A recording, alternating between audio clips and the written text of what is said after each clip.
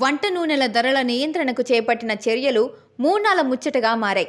ఇప్పటికే మిల్లింగ్ ధరలకే సన్న బియ్యం విక్రయాలు మాయం కాగా తాజాగా వంట నూనెల ధరల నియంత్రణను కూడా ఎత్తివేశారు.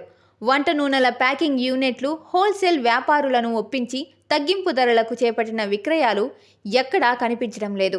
ధరల తగ్గింపులో వ్యాపారుల మాయాజాలం వెలుగులోకి వచ్చింది. రిఫైన్డ్ ఆయిల్, పామ్ ఆయిల్ ధరలపై గరిష్ట ధరల్ని నిర్ణయించి వాటిని అమలు చేయాలని రాష్ట్ర ప్రభుత్వం గత ఏడాది ఆదేశించింది. రాష్ట్ర వ్యాప్తంగా ఒకే రకమైన ధరలలో వంట నూనెను విక్రయించాలని వ్యాపారులను మంత్రి నాదెండ్ల అప్పట్లో ఆదేశించారు.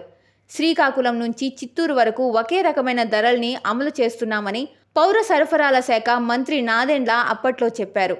ఏపీలో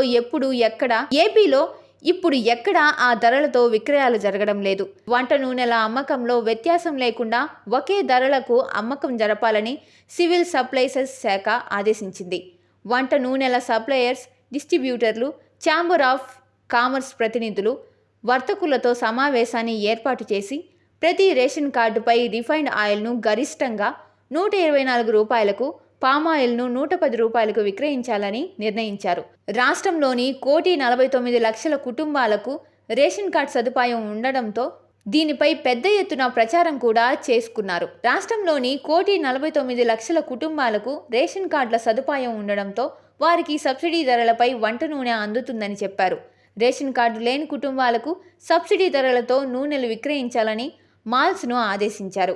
వంట నూనెల ధరల నియంత్రణ, కృత్రిమ కొరత, నిల్వలను దాచిపెట్టడం వంటి చర్యలపై కఠినంగా వ్యవహరిస్తామని ప్రభుత్వం స్పష్టం చేసింది. అయితే ప్రభుత్వ ప్రకటనలు, చర్యలు కంటితుడుపు చర్యలుగా మిగిలిపోయాయి. వంట నూనెల ధరల తగ్గింపులో కిటుకును హోల్సేల్ వ్యాపారులు బయటపెట్టేశారు. ప్రభుత్వం బలవంతం చేయడంతో కొన్నాళ్ల పాటు తగ్గింపు ధరలతో విక్రయాలు జరిపారు. అదే సమయంలో ఆ నష్టం తమపై పడకుండా ఆయిల్ కంపెనీలు, డిస్ట్రిబ్యూటర్లు జాగ్రత్త పడ్డారు. సాధారణంగా కిలో వంట నూనెను లీటర్లో కొనుగోలు చేస్తే లీటర్లకు దాదాపు 910 గ్రాముల నూనె ప్యాకెట్ చేయాల్సి ఉంటుంది.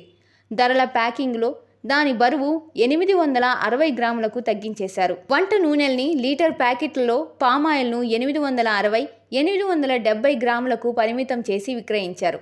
ఇలా కొంతకాలం విక్రయించిన తర్వాత అంతా మర్చిపోయారనుకొని మళ్ళీ పాత ధరలతో వంట నూనెల విక్రయాలు ప్రారంభించారు. సివిల్ సప్లైస్ హడావిడి తగ్గిపోవడంతో మళ్ళీ మార్కెట్లో ధరలు పెరుగుతున్నాయని విజయవాడకు చెందిన హోల్సేల్ వ్యాపారులు చెబుతున్నారు. ప్రభాత సూర్యుడు జాతీయ తెలుగు దినపత్రిక. ప్రతి అక్షరం నిజం వైపు. నిజం దాగదు, వార్త ఆగదు.